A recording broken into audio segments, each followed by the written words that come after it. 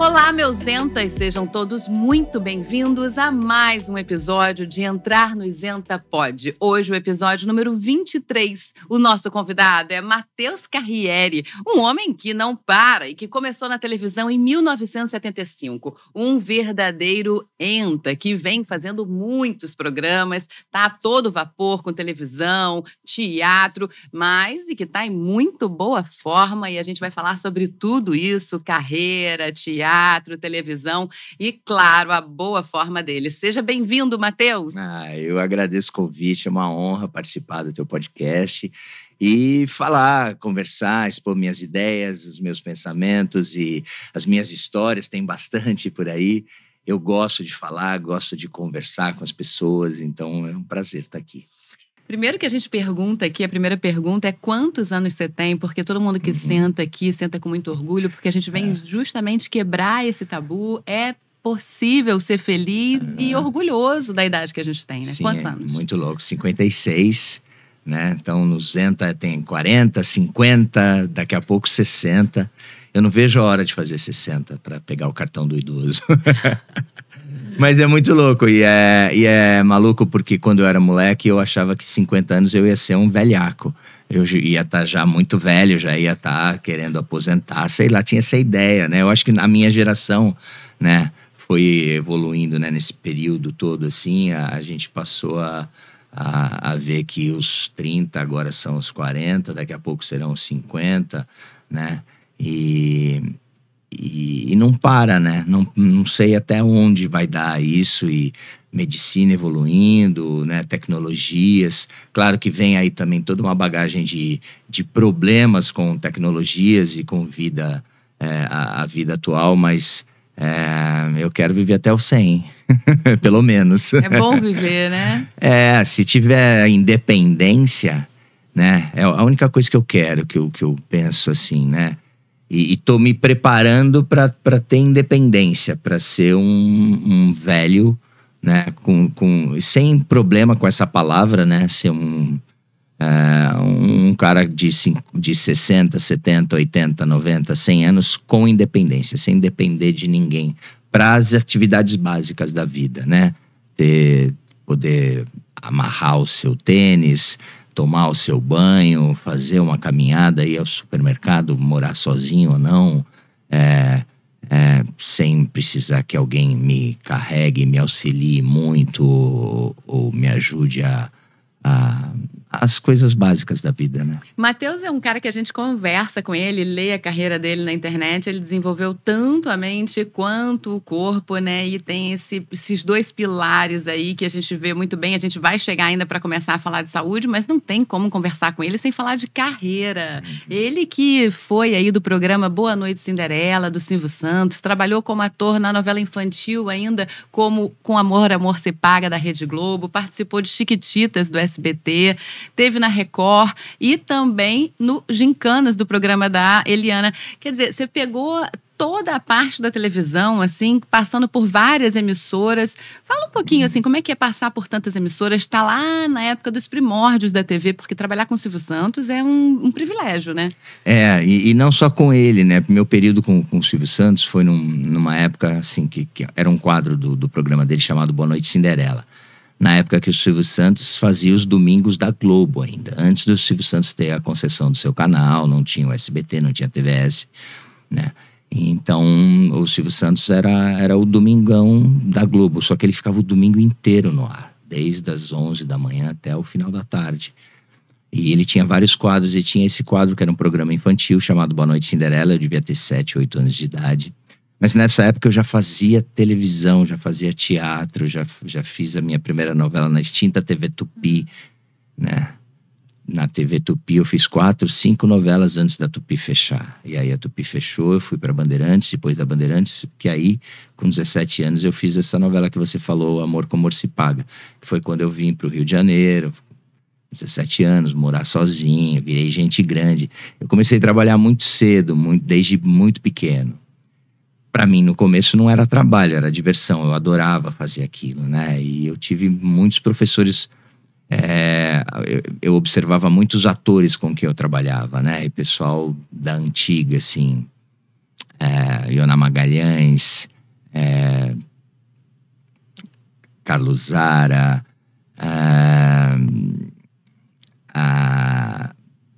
Altair Lima, Cleide Diácones. Então são pessoas assim, Eva Vilma, que foi minha mãe 2 vezes em novelas, assim. Então eu aprendi observando essas pessoas, e essas pessoas eram excelentes profissionais. E eu, quando não estava gravando, estava no estúdio vendo essas pessoas trabalhar, e a seriedade que eles encaravam. Um trabalho que naquela época não era tão, assim, nem todo mundo queria ser ator, atriz. Tinha um preconceito, né, nos anos 70, 80, né? Não era todo pai que queria que seu filho fosse ator ou trabalhasse com arte. Hoje em dia, os pais gravam seus vídeos e põem no YouTube as suas crianças para elas ficarem famosas e ter seu canal na internet. Hoje mudou muito. Mas antigamente, nem todo mundo olhava com bons olhos o trabalho com arte, né? Ou na televisão, ou o trabalho de novelas. E para mim era uma grande brincadeira, e eu aprendi a observar essas pessoas, observar os mais velhos. Eu sempre tive essa noção de hierarquia muito forte dentro de mim, assim, né? Falei, pô, esses caras são mais velhos que eu, eles têm alguma coisa para me ensinar.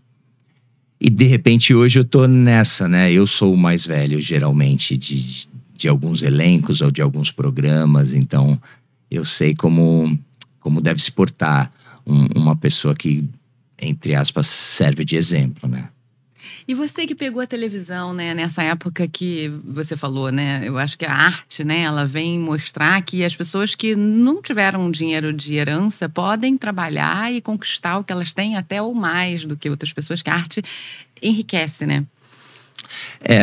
A arte é necessária, né? Num país que não apoia a cultura, não apoia a arte, né? E a gente percebeu na pandemia como a arte, o entretenimento, como as pessoas precisam disso, né? Quando estava todo mundo em casa, como as pessoas consumiram mais, né, trabalhos artísticos, porque precisavam se entreter de alguma forma, né? Então a gente viu a importância, né? Muita gente viu a importância de profissões como os artistas e também como os educadores físicos, né? A pandemia foi um tapa na cara para quem não dava valor para esse tipo de atividade, né? Vamos te deixar em casa, enclausurado, e você vai ver, sim, como você precisa de arte, divertir a cabeça, tratar do corpo, né? Ter amigos, olha só, pá, prendeu todo mundo 2 anos. Exatamente. Agora, você viveu na época de uma televisão áurica, ainda se formando, né? Estabelecendo a Tupi, tudo isso. Como é que é ver hoje a trajetória de uma pessoa que fica completamente famosa sem nem precisar da TV, né? Onde as pessoas já não assistem mais a TV, vão buscar as informações no YouTube, né? Como é que é ver esse boom da comunicação, de estar presente, né? Hoje, os YouTubers são chegam a muito mais alcance, né, do que influencers. É louco, porque assim, a minha geração, né, viveu o analógico e teve que se adaptar ao digital, e agora a inteligência artificial, né? A gente, né, é história para contar, porque eu comecei, por exemplo, também na minha outra área como professor, eu comecei dando aula com disco de vinil. Eu chegava na academia, tinha uma vitrola, e a gente botava o disco de vinil e dava aula com disco de vinil. E aí, depois a gente passou a dar aula com fita cassete, depois passou a dar aula com CD, e aí depois passou a dar aula com iPod, de agora a gente pega um celular, conecta lá né, e as aulas estão todas aqui. E a gente vai se adaptando e vai crescendo, né? E tem que se adaptar e tem que se atualizar, né? Na TV a gente viu muito isso, né? A gente demorava muito para ser reconhecido, para fazer sucesso. E aquele sucesso demorava um pouco mais para passar, né? As novelas eram mais longas, né? Tudo era mais lento, era um outro ritmo. Hoje em dia você pode ficar famoso com uma trend no Instagram. E milhões de visualizações, né? Então você não precisa de muito esforço para ficar famoso. Pro bem e pro mal. Você pode fazer uma coisa muito ruim e ser cancelado e ficar famoso por isso também. Precisa tomar cuidado. Mas esse sucesso também passa em 15 minutos, passa voando. Se você não tiver algum conteúdo, e é isso que eu aprendi, e é isso que eu percebo, né? Você precisa ter algum conteúdo para se manter, né? Para consolidar algum trabalho, né? Então não me incomoda essa coisa de você fica famoso hoje muito rápido. Você não precisa construir muita coisa para ficar famoso. Mas se você não tiver alguma coisa a mais para oferecer, isso vai passar rápido demais, né? E o tombo é grande às vezes. E não sei se as pessoas estão preparadas para esse tombo. Eu fui aprendendo, né, na carreira, na vida, que a coisa é cíclica, né? E continua assim. Só que a roda gigante antes era assim e agora ela é assim. É tudo muito rápido. Você chega lá em cima rápido, você cai rápido. Então, se você não tiver conteúdo para passar mais vezes lá em cima, né, você some. E tudo bem sumir, mas para algumas pessoas que passaram lá em cima, é difícil sumir, né? E na minha profissão como ator, eu percebi rápido que a gente tem que se acostumar com isso. Porque, por exemplo, você começava a fazer uma novela, a novela faz muito sucesso. Mas a novela é uma obra que vai acabar. E depois que acaba essa novela, começa a outra. E aí tem um ciclo, né, que você é muito convidado para festas, para entrevistas, na rua todo mundo te reconhece, tem isso, tem aquilo, tem salários mais altos, papapá, cachês, publicidade. Daqui a pouco você passa por um momento que não é de tanta fama. E aí você tem que aprender a consolidar teu trabalho de outras formas. E não se encantar demais achando que quando você está fazendo sucesso você é o máximo, ou melhor que alguém, só porque você está fazendo sucesso. E não se deprimir tanto quando esse sucesso é menor, ou quando ele não acontece tanto.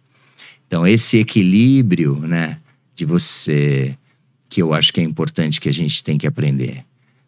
Você não se achar a última bolacha do pacote. Agora eu tô fazendo sucesso, eu posso tratar mal as pessoas, eu não preciso de ninguém, eu sou o máximo. Se a pessoa achou isso, ela se equivocou muito, porque isso acaba.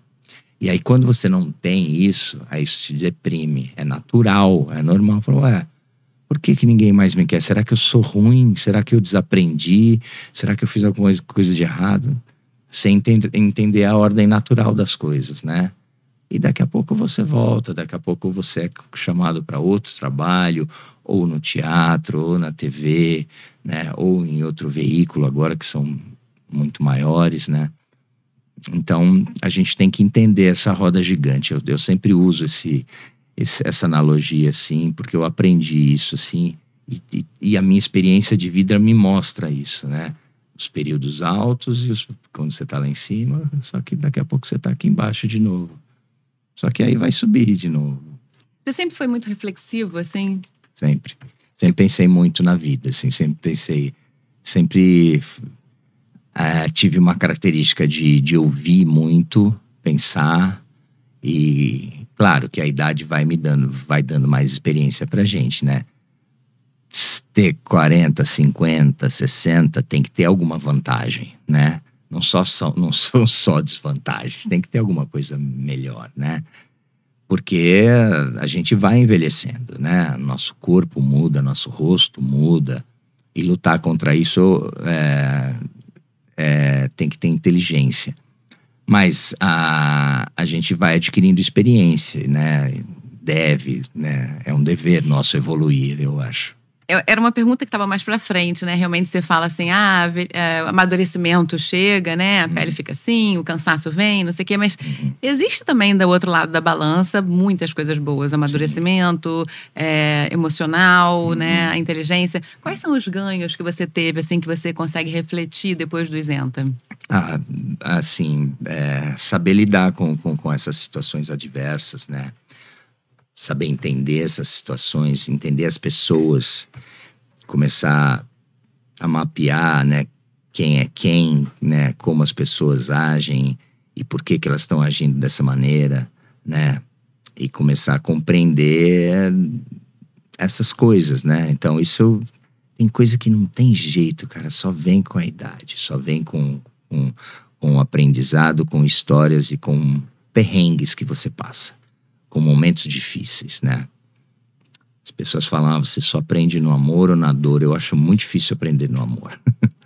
Não é pessimismo, ou não é que eu não ame, ou que eu não sou contra o amor, ou alguma coisa assim, mas os momentos difíceis te ensinam muito mesmo, né? E se você não aprendeu, ele vai se repetir. São os repetitivos, né? A gente tem essa tendência, eu acho. Né? O ser humano tem essa tendência a buscar os mesmos erros. Mas aí vale você tentar evoluir, tentar aprender, e tentar não repetir, ou tentar fazer diferente, ou tentar... Então, hoje eu sou um cara muito mais paciente. Eu sou um cara muito mais tranquilo, né? Você adquire uma serenidade, né? Depois dos 40, eu acho que não ainda, sabia? Eu acho que depois dos 50, eu acho que os 40 eu vejo hoje pessoas de 40 ainda, e eu me lembro, eu nos 40 ainda era, né? Não sei, comigo aconteceu muito depois dos 50, né? Que eu acho que caiu uma ficha. Pra mim caiu, assim, que eu tava virando o cabo da Boa Esperança, sabe? Sei lá, pelo menos por enquanto, assim. 50 me pareceu um número muito emblemático, assim, de ter vivido a metade. E tem a próxima metade, pelo menos. Não sei quanto vai ser O que eu vou fazer disso, né? O que eu vou fazer disso, né? O que tem ainda, o que eu ainda posso construir, o que eu ainda posso sonhar, o que eu ainda posso planejar, e o que eu tenho que dar importância de verdade, né? Porque na adolescência, 20 anos, 30 anos, tal, você ainda, né, você tem mais chance de errar, você ainda não, você dá importância para coisas ainda equivocadas, e você pode ainda fazer isso. Você acha que você tem muito tempo.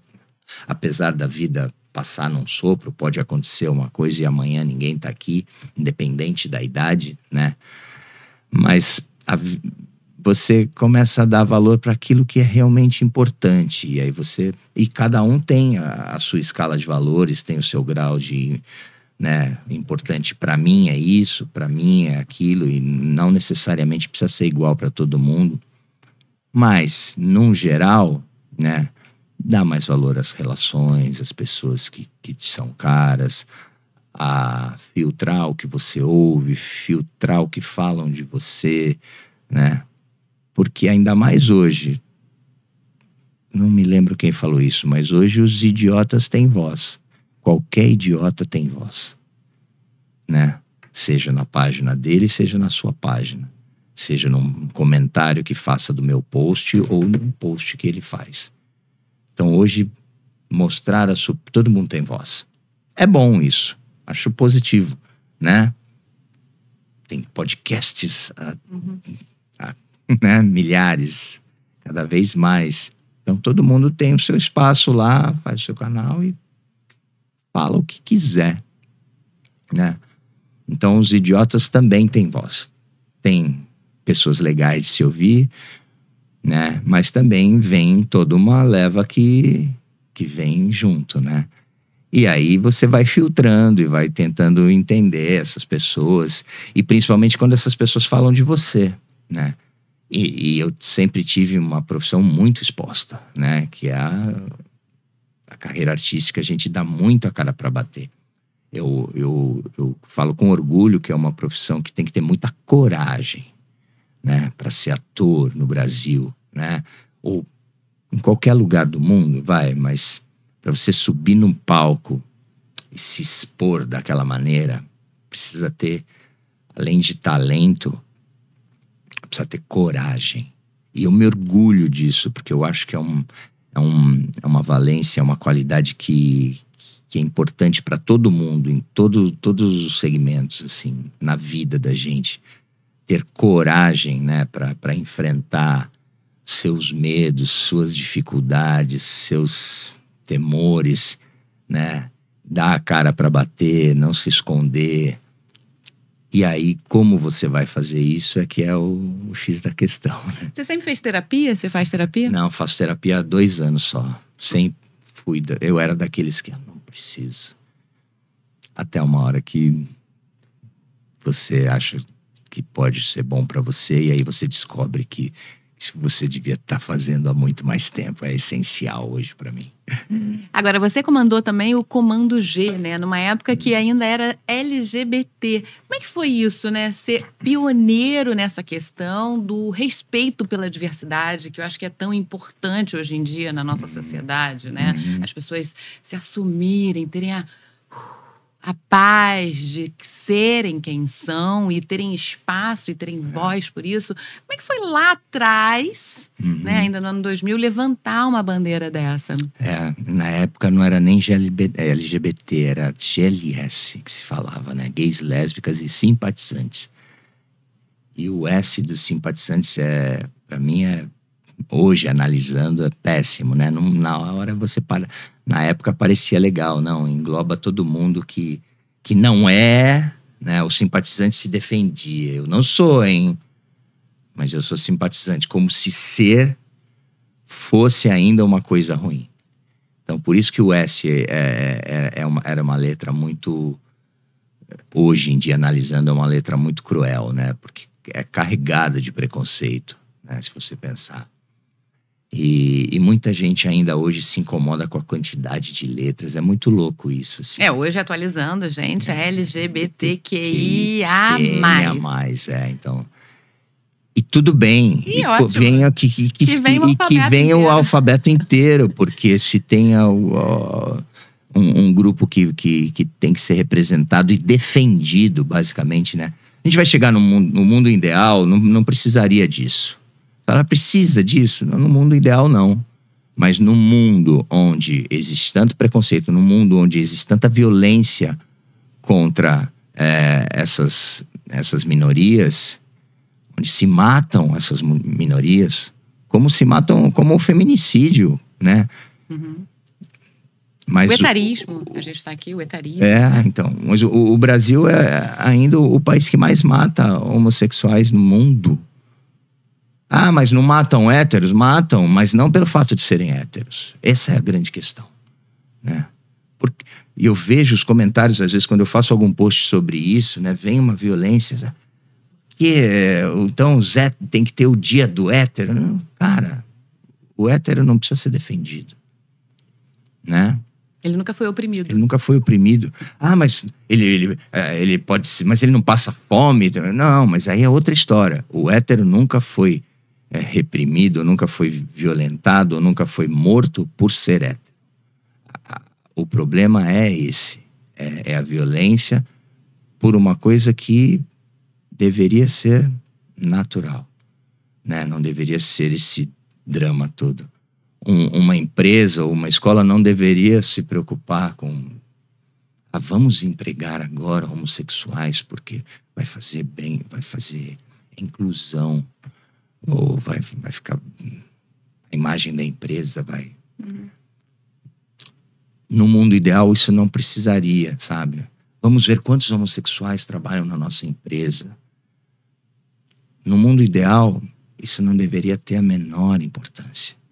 Quando você é chamado para fazer um trabalho, te perguntam se você gosta de pizza de calabresa ou mussarela. Não. Deveria ter essa mesma importância. Com quem você se relaciona, como você se reconhece, se você está satisfeito com o seu corpo masculino ou feminino, se você quer mudar, se você não se reconhece em nenhuma dessas vertentes. Então tem muita coisa. As pessoas são muito plurais, tem muita... E geralmente essas pessoas são maltratadas. E são maltratadas em casa. A primeira violência vem em casa. Então isso... E essas pessoas, acho que essas pessoas não têm que ser defendidas, não têm que ser protegidas. Como uma mulher não tem que ser protegida de um homem violento? Claro que tem, né? Então, por que não se falar disso? A gente, nossa, eu falo, né, pra caramba. Você começou a falar do Comando G. Era o Goulart de Andrade, um grande jornalista, grande apresentador, tinha lá o Comando da Madrugada, e ele teve essa ideia de lá atrás fazer o Comando G, que era um programa com reportagens destinadas a esse público, falando sobre esse público e falando principalmente sobre os preconceitos que esse público, né? Para dar voz, para dar voz, para reverberar, né? Para fazer a sociedade ver, ouvir, entender, porque eu acho que a informação transforma, né? A informação, exatamente. Cada vez que a informação chega e bate na sua porta, é uma oportunidade de você se transformar. As pessoas, né, precisam falar, precisam ter voz, precisam poder se defender, né?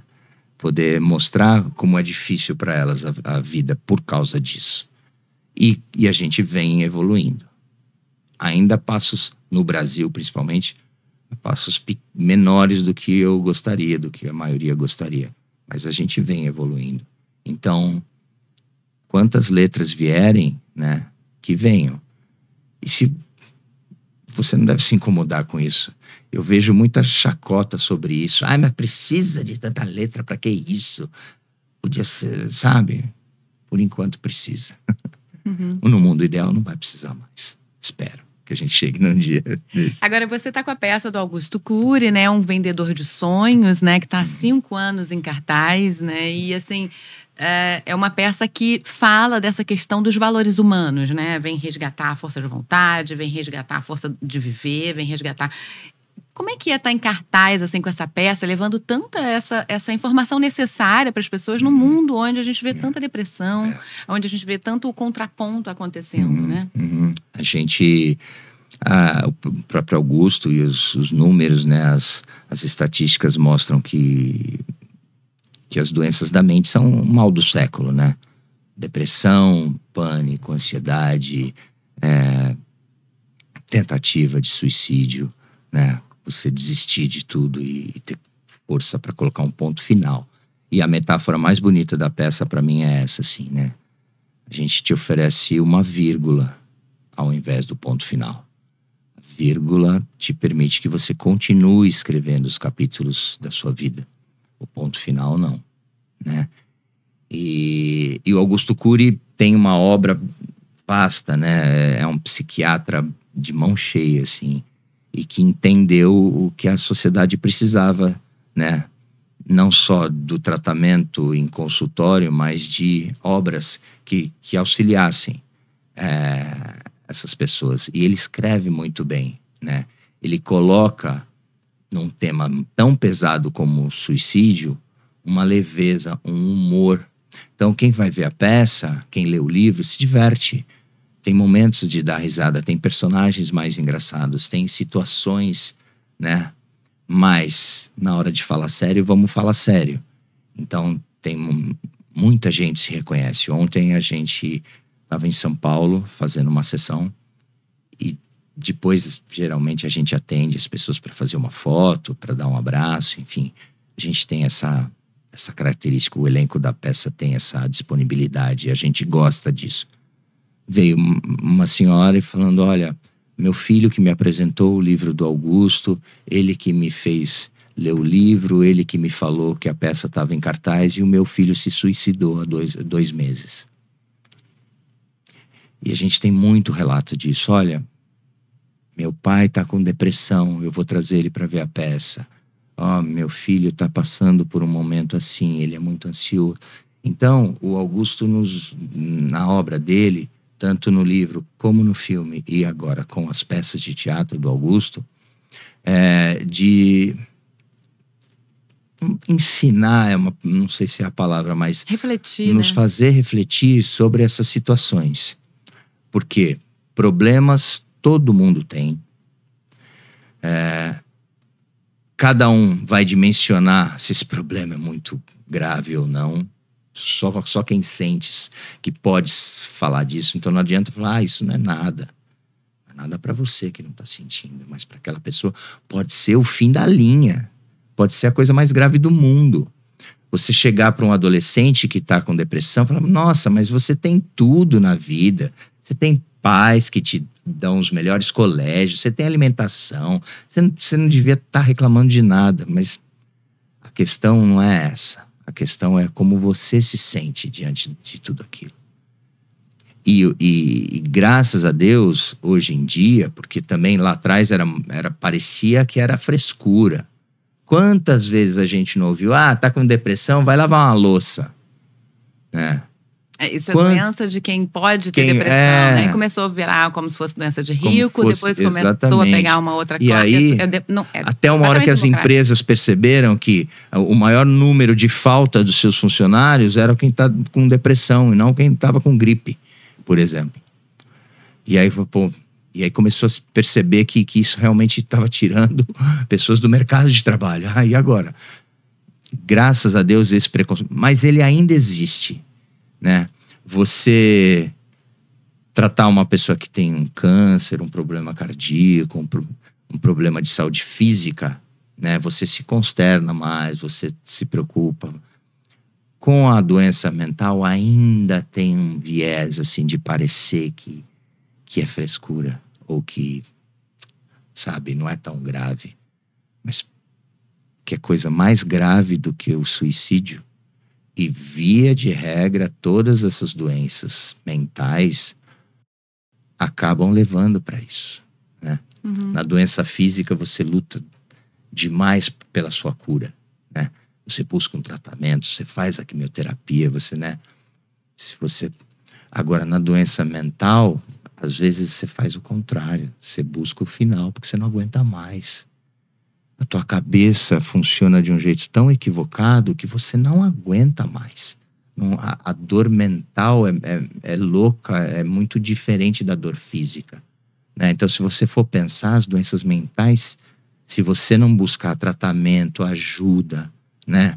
E hoje em dia tem esses pilares, né? Da psicologia, da terapia, da psiquiatria com remédios, que às vezes são necessários, sim. Antigamente era quando você fala, tô tomando remédio, parece que é gente louca, tá tomando remédio para louco, vai tomar choque, né? E às vezes até o choque é necessário para te dar uma baixada, para você não fazer besteira.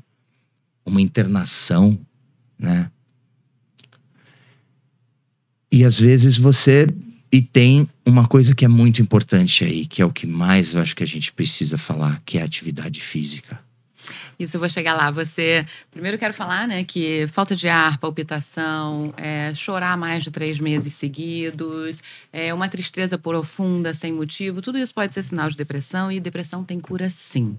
Eu tive estresse pós-traumático, eu tive crise do pânico. Agora, a única coisa que você precisa é não desistir.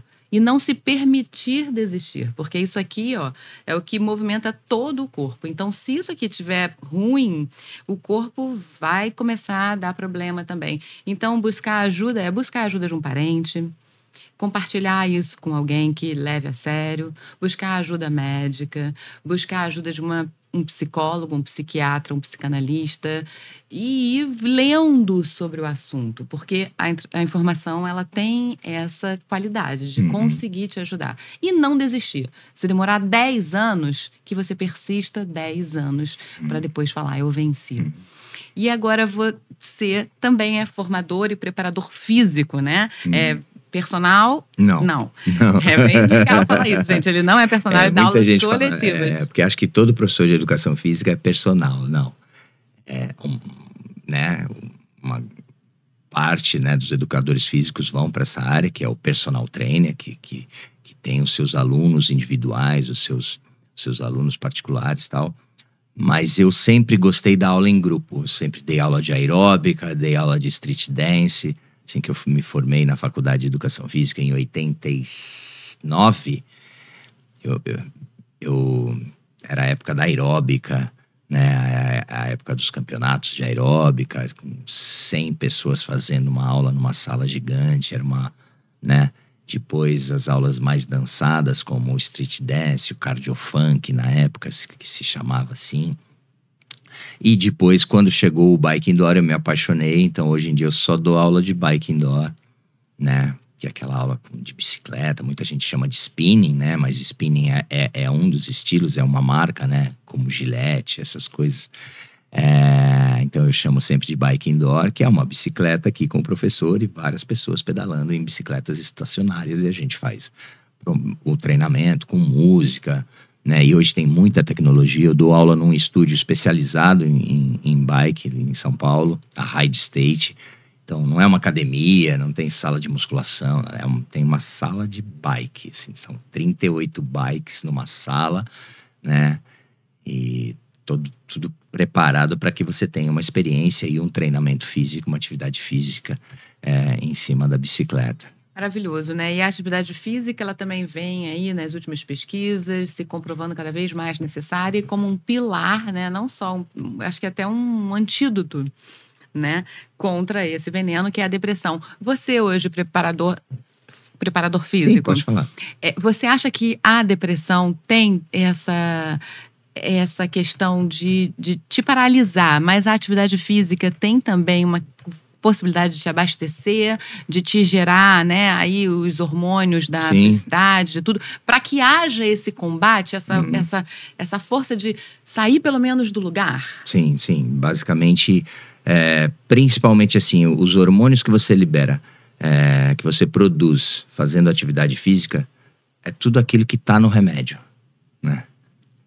Então, claro que se você precisar do remédio, ok, mas você previne esse tipo, e você trata esse tipo de doença também com atividade física. Eu já conversei com vários psiquiatras, né? Tanto para mim, como para minha família, ou com relação à peça. Todos, e é unânime, hoje em dia todo médico, todo mundo fala, não tem jeito, não tem como fugir disso. A atividade física, né, além de preventiva, ela é tratativa também. Então, e cada vez mais estudos vão mostrando isso, a importância de você cuidar do teu físico, né? Não se preocupando só com a estética, mas cuidar da estética não tem problema nenhum também, né? Se você querer ter um corpo bonito para ir na praia e fazer sucesso, te faz fazer uma atividade física, perfeito, tá lindo, porque vem autoestima, né? junto aí toda uma gama de benefícios, né? Construir músculos para te dar independência quando você for mais velho, né? Eu vejo hoje meu pai com 82 anos como ele caminha com dificuldade, porque não construiu músculo de perna durante a vida, né? E aí chega uma hora que fica mais difícil. Então, é todo um trabalho. Nunca é tarde para começar, mas quanto mais cedo você começar, é melhor, né? Vai prevenir doenças e vai tratar doenças. Então, se você toma um remédio para depressão, mas se você toma um remédio para depressão e faz atividade física junto, a velocidade desse tratamento é potencializada ao extremo. Então, a atividade física é muito importante para doença mental. Não só, estou espairecendo, não é só esse aspecto. Esse aspecto é importante. Você fazer uma atividade, às vezes, ou dentro de uma academia, ou ao ar livre, ou num lugar bonito, né? Mas a química, né? Os hormônios produzidos, que só são produzidos pelo teu corpo se você se movimentar, né? É muito melhor do que você ter que tomar um remédio. O que tem nesse remédio é o que o teu corpo produz, então faça ele produzir, né? E aí, como é que é para você conciliar essas duas carreiras? Você lida bem com isso? Porque muito se teve também um preconceito lá atrás. É que a gente é de uma década, né, gente? Eu tenho 47, que já teve muito preconceito. Agora não. Né? Mas teve muito preconceito. Quem lida com a cabeça não pode lidar com o corpo. Quem é ator não pode ser professor de educação física. Quem é professor de educação física não vai a teatro. Como é que é lidar com esses dois, né? Que hoje se vê que são... uma trilha perfeita para se caminhar, né? Que é a reflexão mental, mais a concentração da atividade física, mas que já foi muito tempo conflituoso, né? Desde moleque eu aprendi a ser plural. Eu sempre gostei disso, dessa correria, assim, né? Como eu trabalhei como ator desde criança, na época que todo jovem termina o ensino médio, na minha época chamava-se colegial, e vai para uma faculdade, vai prestar um vestibular, eu quis fazer outra coisa, eu quis conhecer outra área, quis conhecer outro movimento, quis conhecer como eu gostava muito de esporte, como eu frequentava a academia, como estava chegando no Brasil a aeróbica, as grandes academias, assim, eu quis fazer educação física. E foi ótimo. E as duas carreiras sempre correram paralelas, né? E antes tinha essa coisa, mas você tem que se decidir, você não foca em nada. Outro dia eu estava vendo uma entrevista que a gente tem que se preparar hoje em dia, com toda essa mudança tão veloz no mundo, toda essa tecnologia chegando, as pessoas provavelmente não vão ter a mesma profissão a vida inteira e tem que se preparar para ter várias profissões, várias habilidades, né? Então, cada vez mais tem profissões que vão sumir, tem profissões que vão aparecer, e se você não tiver maleável para esse movimento, vai ficar mais difícil. É verdade. Agora, você foi Bebê Johnson oficial, né? Eu não sei se eu ganhei o concurso, mas eu participei. Isso é a história que minha mãe contava, já é né? muito. Tava lá, o Bebê Johnson era um concurso. Eu acho que ainda existe, não sei, né? Que eles escolhiam o bebê mais bonito daquele ano, enfim, né? E foi assim que minha mãe começou a me levar para fazer comercial, muito pequeno, bebê mesmo, assim, né? Eu tenho... Na época, o registro que se tinha eram fotos só, né? Então, minha mãe guardou, assim, eu tenho comigo, assim, umas 4, 5 pastas desses primeiros trabalhos que eu fiz, né? Que foram registrados basicamente em fotos. De papinha de nenê, de fralda, de roupinha de bebê, depois de brinquedos, né? Então, eu comecei muito cedo, muito. Agora, ser bonito, né? Te atrapalhou ou te ajudou em algumas coisas? Ou atrapalha e ajuda? Tá na balança? Eu acho que, assim, eu reconheço que eu fui uma criança bonita, um adolescente bonito. Isso me abriu algumas portas, eu acho, né? Antigamente tinha muito esse padrão de beleza, né? Do bebê mais rechonchudo, bochecha vermelha, olho azul, né? Esse padrão mudou, né? Hoje em dia, eu acho ótimo. Mas eu sempre lidei muito bem com isso, assim, né? Nunca... eu acho que cada um desenvolve o seu talento de acordo com o que tem e o que precisa melhorar, né? Então, eu sabia também que só ser bonito não ia me levar a lugares muito... Não ia me levar muito longe, né? Nem como ator, nem como professor, né? Quando eu comecei a dar aula, eu já tinha uma fama como ator, mas eu sabia que até no primeiro momento a pessoa podia entrar na minha aula porque eu era famosinho. Mas na segunda aula, se a aula não fosse legal, ela não voltaria. E eu precisava da sala cheia sempre, né? Então eu precisava reter aquele aluno. Ele tem que vir fazer minha aula pelo motivo que seja. Mas se ele não gostar da aula... ele não volta mais. Embasamento, né? Conteúdo, sempre foi essa sua vontade, né? Você buscou conteúdo como ator, buscou conteúdo como preparador físico. Agora, outra coisa que você não tem como dizer, né? Uma característica que a gente vê aqui é ter otimismo. É ter essa coisa de ser risonho, né? De ver a vida com felicidade, de encarar a vida com... Você acha que isso ajuda para a longevidade também? Eu acho que, assim... Quem quer estar do lado de uma pessoa que só reclama, né? Eu acho que a gente... Eu gosto de ter o contato das pessoas. Gosto que as pessoas busquem o contato comigo. E se eu for um cara muito reclamão, muito chato, muito pessimista, isso não vai acontecer, né? E eu não gosto de estar do lado de gente assim, né? Então eu comecei isso minha mãe me ensinou muito. Isso vem muito da minha mãe, de enxergar... Parece piegas, né? E é louco porque as coisas da peça, muitas frases, as coisas que o Augusto fala, parecem muito óbvias. Mas às vezes elas precisam ser ditas, né, de alguma forma. Porque tá na tua cara e às vezes você não enxerga. Então, você enxergar dentro daquela situação a parte boa, né? O que daquilo pode te vir de benefício, o que você pode aprender, né? O lado bom da vida, né? O lado bom de tudo. Tudo, por mais que seja um problema muito grande, muito grave, alguma coisa, né? Você pode tirar de positivo. Alguma coisa pode te ensinar, sempre, né? E eu sempre tentei enxergar isso. Minha mãe teve problemas seríssimos de saúde, né? Minha mãe queria ser atriz, meu avô não deixou, depois meu pai não deixou, numa sociedade machista,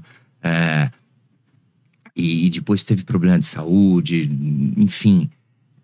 Mas eu via minha mãe sempre, né, vendo a coisa boa, se conformando com o que ela não podia controlar, né? Não, é isso, não tem como brigar com isso. Isso eu não posso mudar, então tá resolvido. Né? Tem até um ditado, né? Me dê sabedoria para as coisas que eu posso mudar e para aquelas coisas que eu não posso mudar, né? Então. E sendo otimista. Isso, então, essas coisas. Não tem remédio, remediado está. Pronto, né? E a gente, às vezes, tem aquela tendência de querer o controle de tudo. Tome as rédeas da sua vida. Tem coisas que não tá na tua mão. Aceita, né? E tenta ver aquelas coisas que estão na tua mão, o que você pode fazer. Um sorriso você pode dar, né? Uma palavra, e saber, sabe, escutar, saber ajudar na hora certa, dar a sua opinião, se ela for pedida, se ela tiver alguma relevância mesmo, se ela for ajudar alguém, porque, né, a gente tem opinião para tudo. O ser humano tem, né? Você vê uma coisa, eu gosto daquela cadeira, daquele puff eu não gosto. A gente, né, tem opinião para tudo. Mas vale a pena dar essa opinião? Vai ajudar alguém? Vai ser bom para alguém, né? Se for com certo tato, se for pedido. Agora, se não for, guarda para si, né? Isso eu fui aprendendo também. E aí vem de acordo com o Zenta, né? No começo você quer dar opinião, você acha que vai ajudar. Não, quem avisa, amigo é. Calma, não é bem assim, né? Tem algumas ditos populares que são falácias, né? Eu falo o que me vem na telha, eu sou espontâneo. Muita espontaneidade também, né? Falar o que vem na cabeça, às vezes o que vem na tua cabeça não é algo que seja legal de falar. É um ponto de vista também, né? Hoje em dia são tantos pontos de vista, né? Ponderar antes de falar, né? Falar só se for necessário, principalmente com relação a críticas ou a coisas que podem ferir uma pessoa. A gente se magoa muito com palavras, né? Sim. As atitudes magoam também, mas palavras às vezes são muito duras, cara. Então, a gente pode dosar um pouco, pode pensar antes de falar. E aí você faz aquelas regrinhas, né? O que eu tô falando vai ajudar alguém efetivamente? Ou eu só tô dando a minha opinião porque eu acho que eu posso dar a minha opinião e dane-se, sabe? Sabe? Ou porque eu quero parecer um pouco superior àquela pessoa se eu der essa opinião, assim. Se eu emitir a minha opinião, eu vou parecer que eu tô num degrau a mais porque eu sei um pouquinho mais. É o teu ego que tá falando? Então, quanto a gente massageia o nosso ego quando a gente dá uma opinião, né? Às vezes você fica calado, né? Se algum amigo vem e te pede opinião mesmo, você, olha, sabe, se você for solicitado para ajudar alguém. Agora, normalmente, a gente vai só jogando opinião. E a nossa opinião, às vezes, pode magoar muito uma pessoa, não é que faz crescer, magoa, né? Se você tem um elogio, uma coisa positiva, ok, é bacana, né? Um elogio te põe pra cima, né? É sempre legal, né? Se for sincero, principalmente, né? Se não tiver uma segunda intenção. Agora é engraçado você tá falando isso, né? Eu tenho uma amiga que ela fala duas coisas em relação a essa coisa do silêncio, né? O que a gente tá falando muito aqui é quando permanecer em silêncio. Ela já me perguntou assim, Karine, você já viu mudo na forca? Não tem mudo na forca. Então é isso, ninguém gosta de sincericídio, né, demais, né? Vamos deixar de praticar na sociedade o sincericídio, né? E aí talvez a gente fique um coletivo mais em paz. Agora, não queria deixar de falar, né? A gente está aqui já correndo contra o tempo. Qual é a sua rotina de saúde? Você malha todo dia, não malha? Alimentação, come bem? Como é que você deixaria, assim, de que você pratica e que é importante fazer para a longevidade, né? eu acho que cada vez mais eu tenho me preocupado com isso, né? Sempre me preocupei, mas nunca com tanta disciplina. E também essa é uma outra coisa que a gente vai aprendendo ao longo da vida, né? Disciplina. E é isso que você falou. É a alimentação, é o treinamento físico, é o sono, é o você tentar fazer as coisas com prazer, com otimismo. Então, hoje em dia a gente tem muita informação sobre alimentação. E ao contrário do que muita gente pensa, comer bem é mais barato do que comer porcaria, né? Talvez dê um pouco mais de trabalho descascar uma fruta do que abrir um pacote de bolacha, né? Ir na feira do que ir no mercado, né? Mas comer bem, saudável, comida de verdade, é mais barato do que comer porcaria, do que comer fast food, do que comer coisa. E tem que ter um pouco mais de informação, porque às vezes a gente acha que está comendo algo muito saudável e não tá, né? E informações legais estão aí para você ver. Então não tem muito segredo, se você for pensar, né? E as receitas para deixar a comida mais atrativa, mais convidativa, né? Quem tem o paladar muito aguçado. Então eu me preocupo muito hoje com a alimentação. Evito o açúcar, basicamente, que é o grande vilão para mim. Eu já não bebo, nunca bebi, assim, nunca tive essa característica, né? Tomo um vinho de vez em quando, num jantar, acho gostoso, mas eu me preocupo muito com o meu trabalho, ou se eu tô dirigindo, então eu não bebo, não fumo, nunca fumei, né? Na adolescência não me pegou, a molecada, assim, então nunca usei droga, assim, né? Na adolescência ou na fase mais jovem até experimentei para saber o que é, nossa, porque é igual anabolizante. São coisas legais, boas, num primeiro momento, né? Dão aquele prazer rápido, momentâneo, mas a conta chega, né? Então, precisa tomar cuidado com isso. Então, com relação a drogas, eu nunca... E são essas coisas que eu procuro fazer para me manter saudável, independente. A idade chegam algumas doenças que são inevitáveis para a mulher, às vezes o câncer de mama, para o homem a próstata, né? Tem câncer do útero, né? Então são coisas que a gente, né, tem que tomar cuidado, né?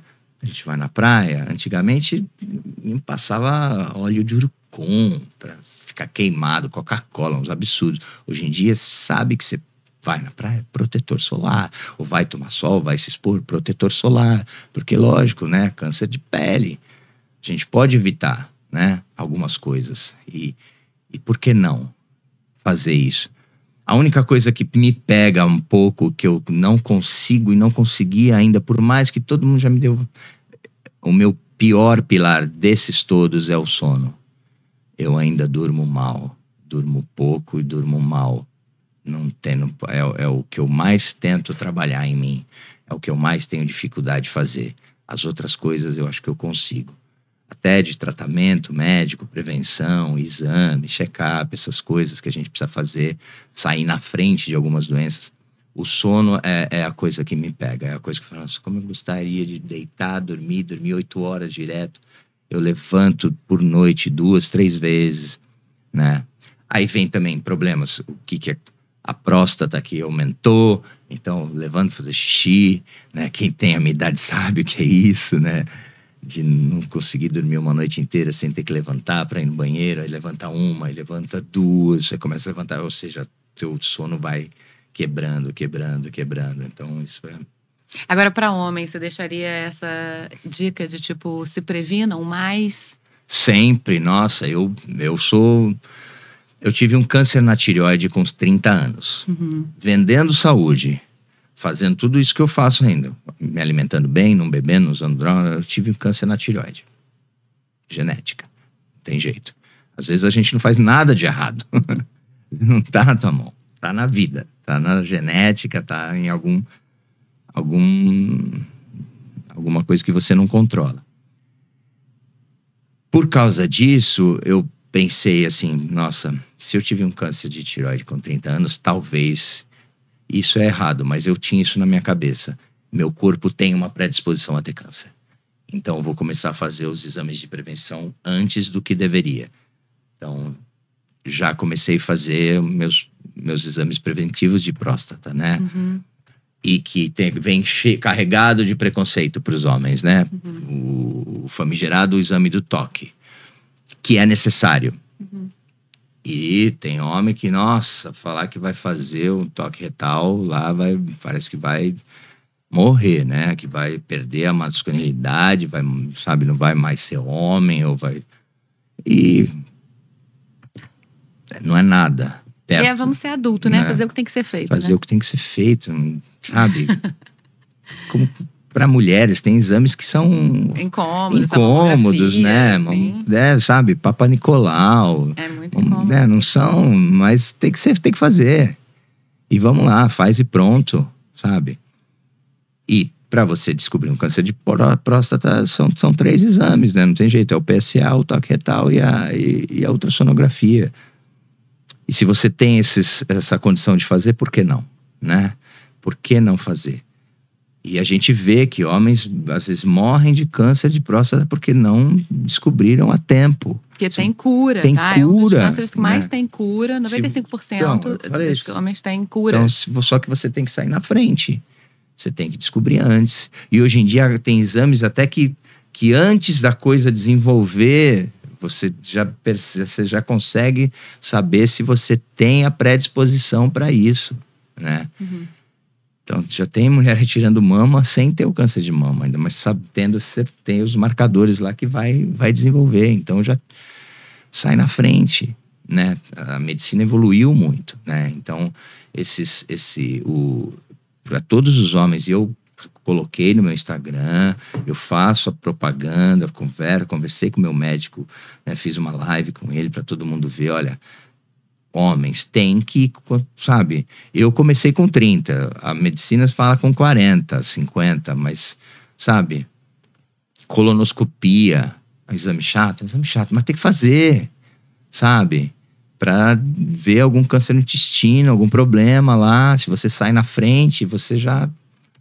É a era, né? A gente está na era da prevenção. A gente aprendeu com realmente a dermatologia, né? Através do protetor solar, mas aí a medicina inteira está na mesma era da prevenção. Lógico. Agora, para acabar, a gente está aí perto do mês de agosto, perto do Dia dos Pais. São 3 filhos. O que a paternidade te trouxe? Como é que você encara, né? Eu já vi você nos stories. Você é um pai amigo? Você acha que essa amizade, em vez da tutoria só, como a gente viu, né? Você falou que teve um pai, né? Muito mais tutor, de repente, do que próximo. Como é que você vê a paternidade hoje em dia? Assim, o que eu falei da minha mãe, assim, meu pai foi ótimo, dentro das possibilidades dele do que ele aprendeu ser pai com o pai dele, né?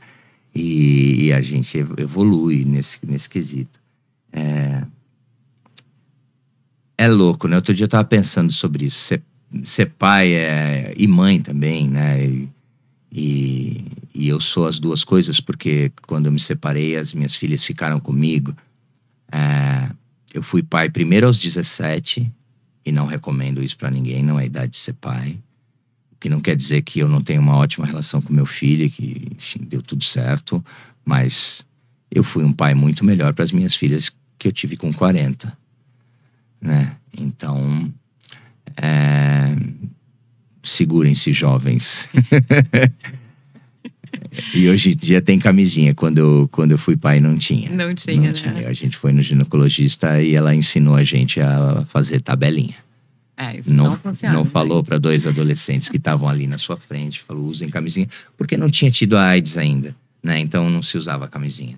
A AIDS chegou na época aqui do Brasil, né? Final na época do Fernando Henrique. E que bom que foi um presidente que estava 80, né, ali ativo e falando, previnam-se, né? Diferente de outros presidentes que falaram, não se vacinem. Ele falou, previnam-se, usem camisinha e vamos lá, que é isso mesmo. O mundo começou a perceber que era uma doença sexualmente transmissível, né? Ninguém ia parar de transar, mas tinha que ter algum jeito, e provou-se que usar preservativo, além de contraceptivo, né, prevenir a AIDS. Basicamente, mais do que contraceptivo, começou-se a usar camisinha por causa da AIDS. Mas a minha geração ainda não pegou isso. Assim, quando eu fui pai, não tinha isso. Por mais que eu tive o cuidado de ir com a minha namorada na ginecologista dela, Legal, quando a bacana, gente você foi com começou a ela. transar, né? Eu lembro até como se fosse hoje, ela nos ensinando a fazer a tabelinha. E furada, né? Enfim. E ser pai e ser, sabe, é uma missão para mim, assim. É uma responsabilidade e é uma coisa muito difícil. As pessoas glamorizam muito, né? A paternidade e a maternidade também, né? Uhum. E às vezes é legal falar, e é bom pros pais saberem que é difícil, né? Pra gente não viver frustrado. As crianças crescem e é uma coisa meio que para sempre, né? E só que os problemas mudam, né? E aí você começa a individualizar, principalmente para quem tem mais filhos, né? Antigamente, quando eles são pequenos, você fala, os problemas são mais gerais, são as crianças, você cuida num grupo só. E aí eles começam a crescer e cada um começa a crescer de um jeito, e aí você tem que aprender a lidar com 3 seres humanos completamente diferentes entre si, né? Então você... não dá para ser o mesmo pai para um e para outro. Eu, pelo menos, não acho. Você tem que falar com um de um jeito e com o outro de outro. Porque que eles não vão entender da mesma forma. São pessoas diferentes, por mais que sejam irmãos, né? Então, não é fácil. Mas, como tudo que não é fácil, é maravilhoso, né? Eu não vou estar junto com as minhas filhas, né? No Dia dos Pais, quer dizer, não estive, né? Que o programa é gravado hoje, passa quarta-feira. Mas ontem a gente saiu para jantar, as minhas filhas me escreveram uma carta linda. Me emocionou. E é o que vale, né? Saber do sentimento delas para comigo. Então, de alguma forma, eu tô acertando. Mas é claro que eu não acerto em tudo. É claro que os pais erram, né? E é normal, a gente erra como marido, erra como esposa, erra como namorado, erra no nosso trabalho, com o chefe, com o funcionário. E é claro que como pai, como mãe, vai errar, né? E vai aprender com esses erros, e vai aprender com seus filhos. E se você tiver pelo menos um canal aberto, eu acho, não ser permissivo, não, deixo tudo. Mas deixar o canal aberto para sentir quando você está errando, né? Para corrigir essa rota em você, não corrigir a rota do teu filho. Claro que do teu filho você dá as diretrizes até um certo ponto, mas às vezes eles te ajudam a você corrigir a tua rota. E eles só vão te ajudar se você deixar o canal de comunicação aberto. Para você mais facilmente perceber que você está errando, pesando a mão ou deixando a mão muito leve, né? Proibindo isso ou deixando aquilo, né? Ou sendo amoroso quando você tem que ser mais enérgico. E quem é pai sabe que às vezes tem que ser enérgico, né? Eu lembro que numa discussão com meu pai, com meu filho mais velho, Kaique, que hoje tem 39 anos. E ele falando, não sei o que, mano, não sei o que. Para! Não sou teu mano. Eu sou teu pai. E quando eu falei aquilo, ele tomou um susto, assim, né? Porque ele, às vezes, como ele tinha pouca diferença, né? Comigo, a gente muito... parecem irmãos. Parecem irmãos. Eu odeio isso. Assim, quando você é pai muito jovem, todo mundo adora falar isso. Vão na balada juntos. Não. Não, né? Não vão em balada juntos. E né? É tudo o que mais eles querem, às vezes, né? A segurança de ter alguém mais forte. Então, aí eu acho que foi a primeira coisa que eu falei. Não sou teu mano, fala direito comigo, eu sou teu pai. Nem lembro por que era assim, mas eu lembro dessa frase que eu falei pra ele, assim, porque me caiu mal, ele falando, pera, cara. Sou teu amigo, mas sou teu pai. Então, eu posso, né? Claro, eu te amo pra cacete. Eu sou teu amigo, tô do teu lado. Se você errar, se você acertar. Mas sou teu pai. Eu, até certo ponto, eu vou direcionar a tua vida. Depois de um certo ponto, né, eu só vou te dar conselhos e vou te mostrar coisas, vou te ajudar, mas aí é a tua vida, é o teu karma, é a tua história. Mas até certo ponto sou eu que vou conduzir. E é dever, eu acho que é dever. Só que é um dever difícil, né? Não gosto dessa glamorização da maternidade, da paternidade, assim. É difícil, mas é maravilhoso. É desafiador. A gente falou tanta coisa aqui. Eu acho que uma frase que me vem aqui para fechar, para a gente falar dos nossos patrocinadores, é uma de Suassuna, né? Tudo que é difícil de passar, depois é gostoso de contar.